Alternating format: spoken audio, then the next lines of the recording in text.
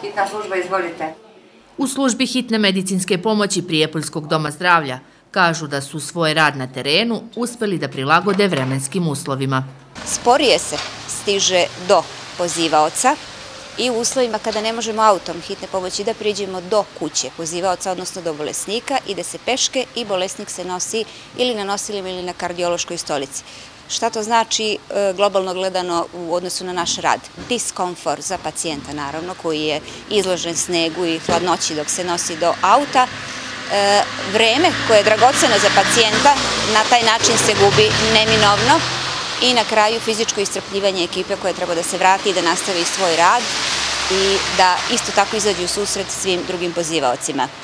U slučaju kada je jako otežan pristup kući pozivaoca, odnosno kući bolesnika, angažuju se raspoložive snage iz najbliže okoline, znači komšije, prijatelji, rodbine i tako dalje, ili institucije specijalizovane za to.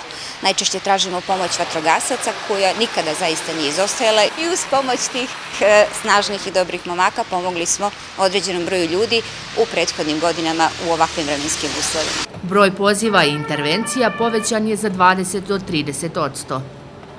U tom povećanom procentu poziva ima, moram da naglasim, i zloupotreba, jer ljudi računaju da je bolje da budu pregledani u svojoj kući sa aspekta ličnog komfora, zanemarujući pritom, nažalost, potrebe drugih ljudi gde smo mi zaista neophodni.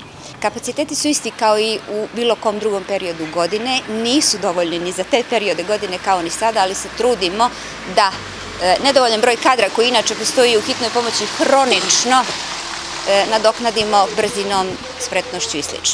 Broj 194 Prijepoljci i Prijepoljke su u poslednjih nekoliko dana najčešće pozivali usled. Najčešće su to akutno pogoršanje hroničnih stanja kod starijih osoba, traumatizam koji se logično očekuje u ovom periodu godine, povrede lokomotornog sistema, povrede kukova ili povrede kičme koje zahtevaju intervenciju hitne pomoći na licu mesta, odnosno na mestu povređivanja.